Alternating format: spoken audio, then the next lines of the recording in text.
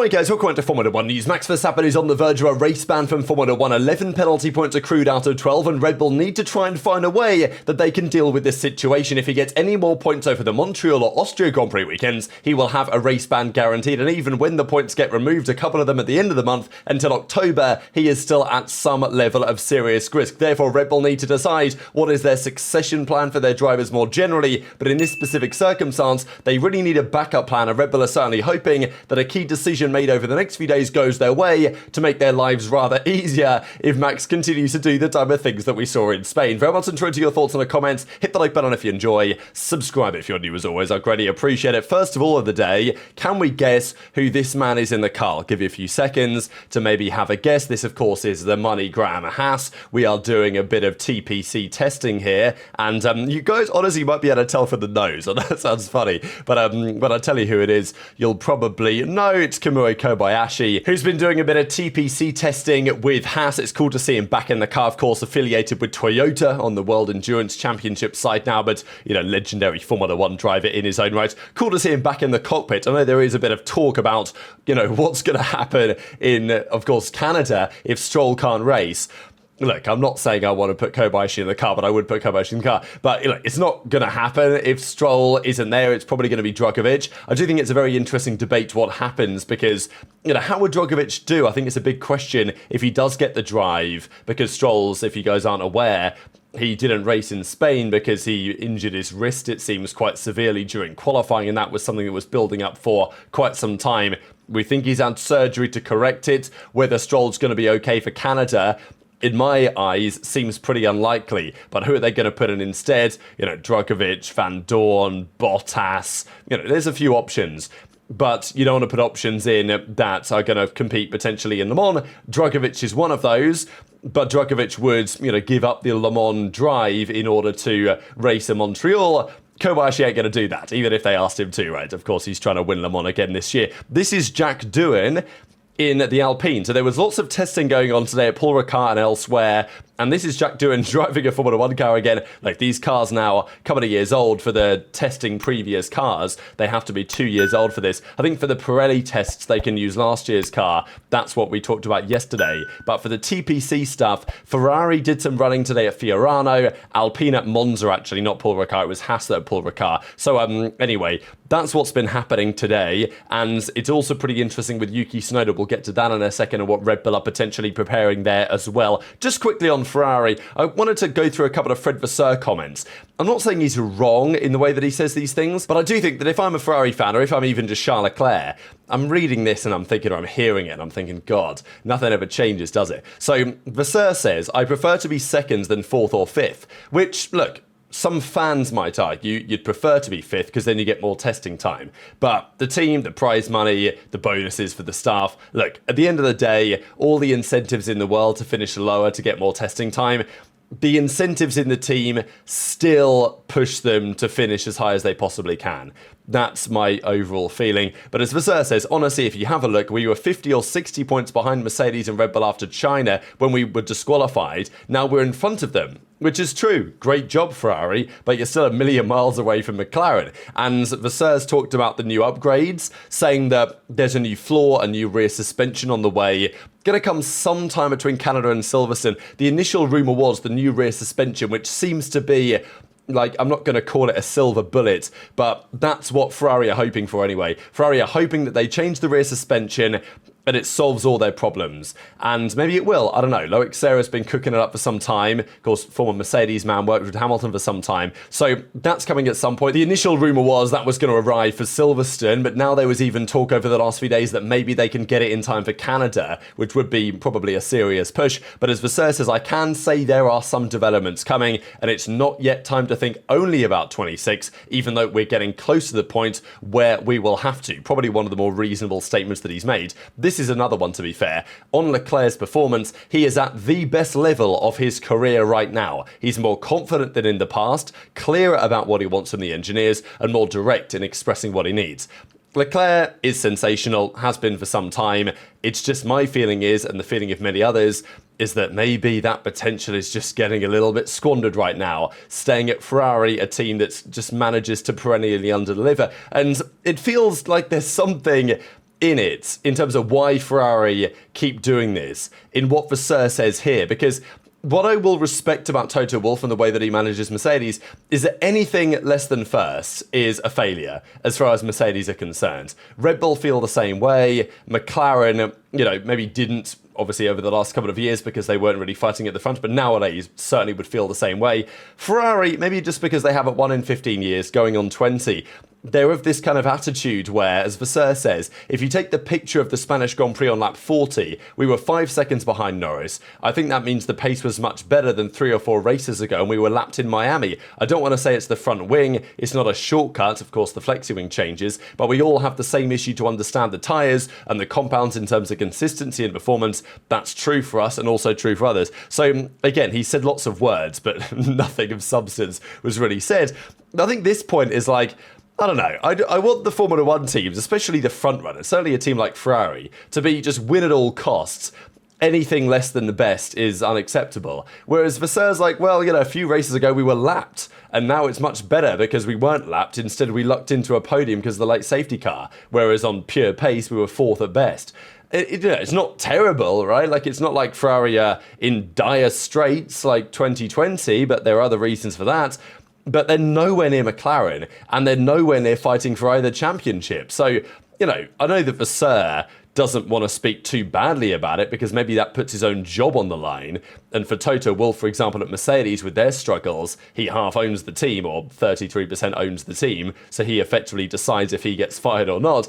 But still, it just feels like Ferrari continue to have this mentality of like, oh, we're Ferrari, it's fine, even though it's clearly not fine. And he, in the same breath, says that Charles Leclerc is performing at a very high level, and I'm sure that Charles Leclerc has the thoughts as to be like, well, this season has been one of the more embarrassing in a long time for Ferrari, really, because, yeah, they might not be as bad as they were in Miami a few rounds ago, but last year they nearly won the Constructors. They were meant to bring the challenge to McLaren this year. They were meant to be the key challenger, and they've been, frankly, nowhere near. And as I say, to the maybe credit of Toto Wolff, despite Mercedes' current struggles and their issue still continues to be the case in the hot conditions, keeping their tyres in the right position.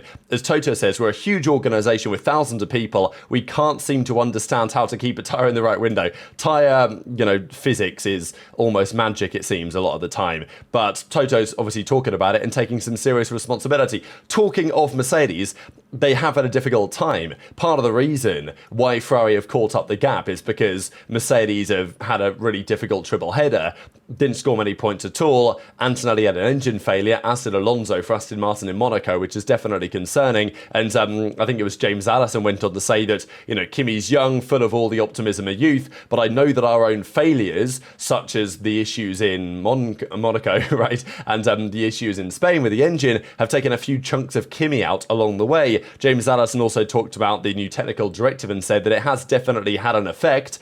Like, there are changes that are measurable, that it makes the car more nervous as you turn into a high-speed corner, all other things being equal.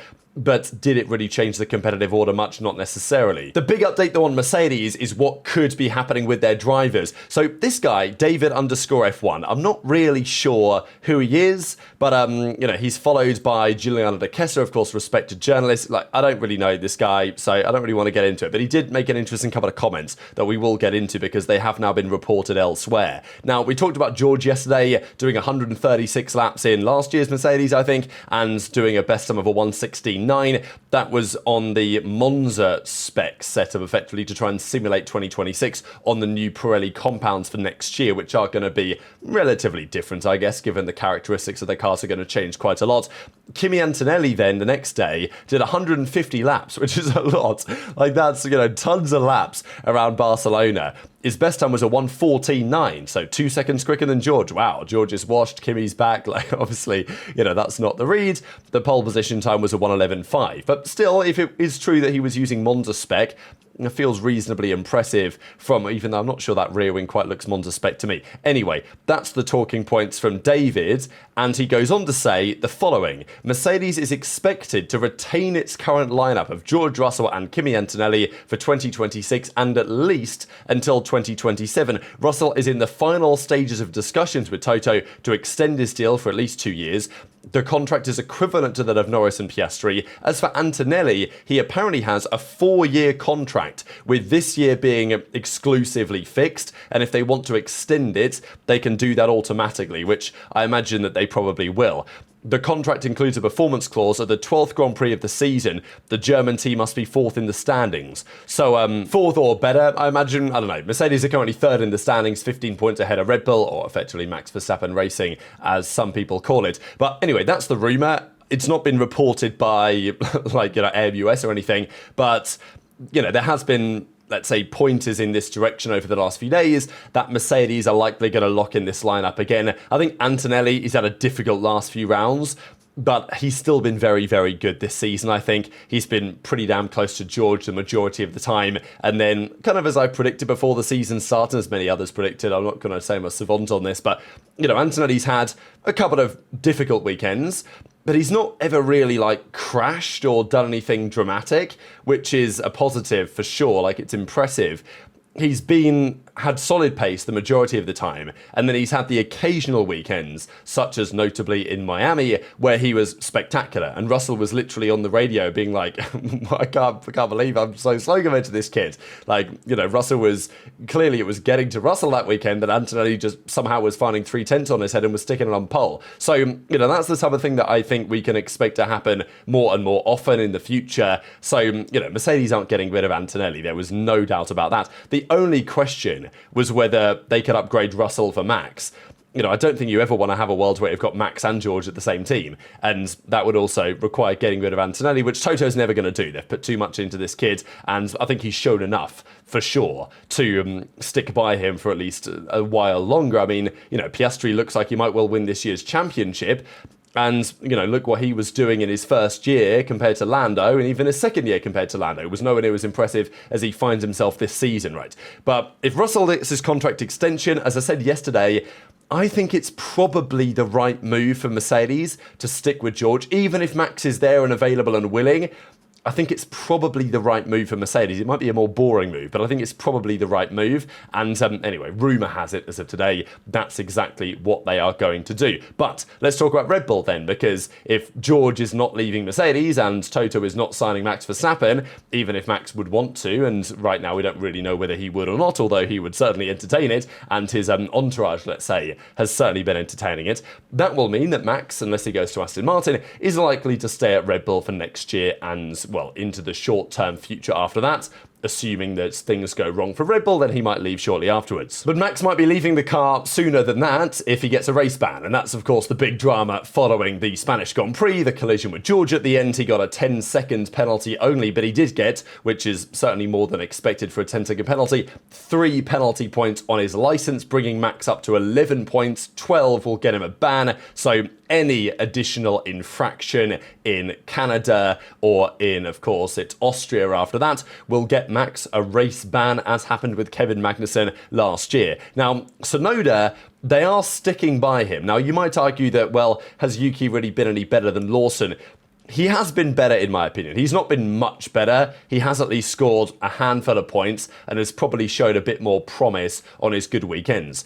Yuki's certainly going to have to hope that what happened in Spain was an aberration and that was just the worst end of the spectrum, because, he was slow, but he wasn't a million, he was 6 tenths away from Max in Q1, which is a long way away, but you wouldn't expect 6 tenths from Max to be dead last, but it was dead last. So Yuki certainly needs to make progress, but Red Bull are going to give him the time, as they said they would, and maybe you could argue that Lawson deserved more time too. Probably he did, but I think personally they just made the wrong call before the season started, so I don't necessarily heavily disagrey with what Red Bull did mid-season. I think that, Yuki was the right choice, but they should have just given him more time, and once they had made the mistake, maybe they should have stuck with it longer, who knows. But bottom line is, they are going to stick with Yuki, 99% guaranteed, that's what the race believe, and Tsunoda is getting more track time as well, he's doing some TPC running with, I think, the old RB19 to kind of get a feeling of what actual,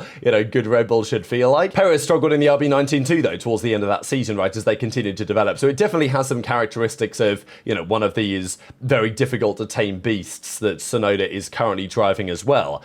And the rumour has it that yes, Red Bull will look to stick with it for now. Give Hadjar the season in, of course, the Racing Bulls team.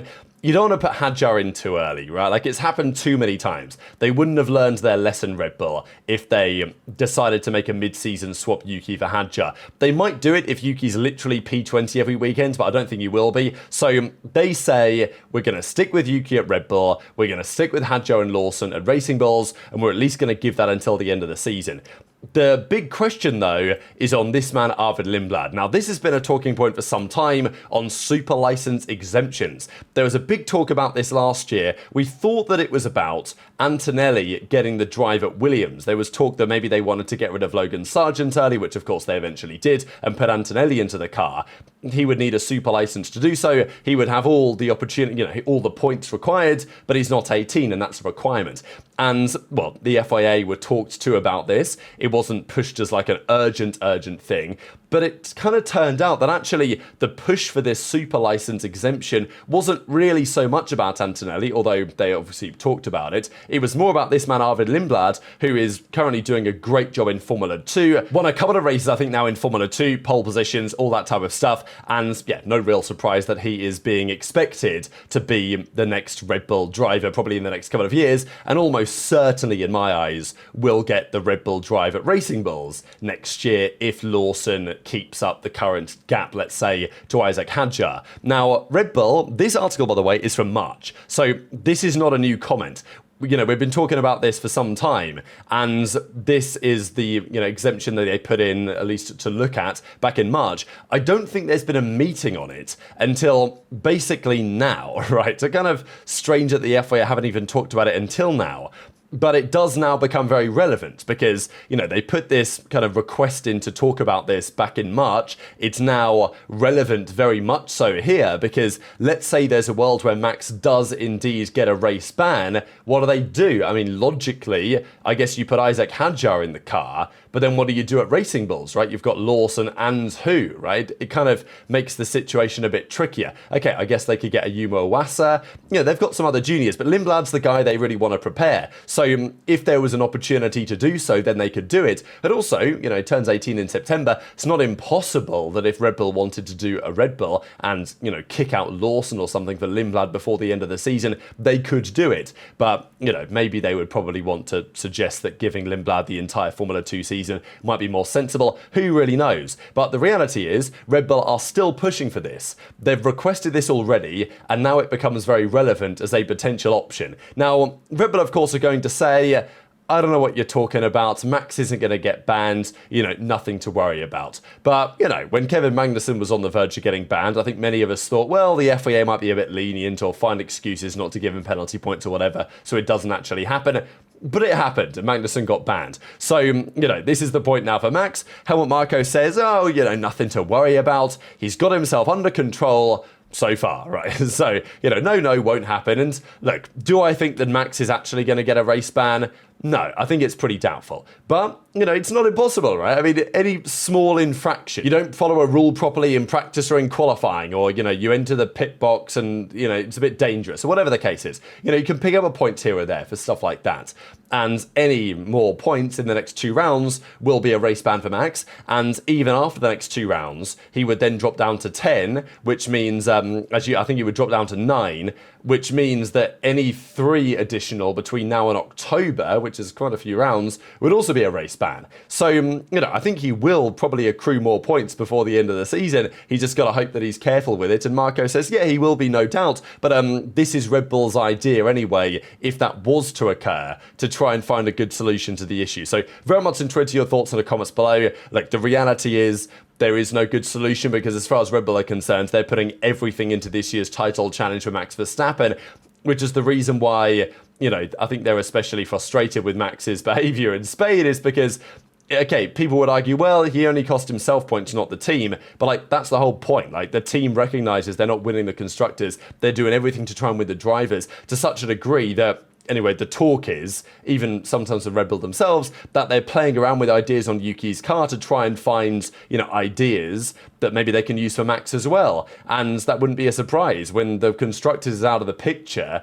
you've got to put all your eggs in one basket, even if that means that Yuki is a bit of a guinea pig and has a bit of a harder time to some of the ideas they tried in Spain with the, more downforce rear wing. And look, maybe they did that to try and help Yuki have more confidence, sure. But the way that Washe was talking about it was that they were trying it because they thought it might work, or at least, but obviously they didn't try it on Max's car. But that's just how things tend to be at Red Bull, and I guess quickly worthy of note here, is there a chance this actually happens?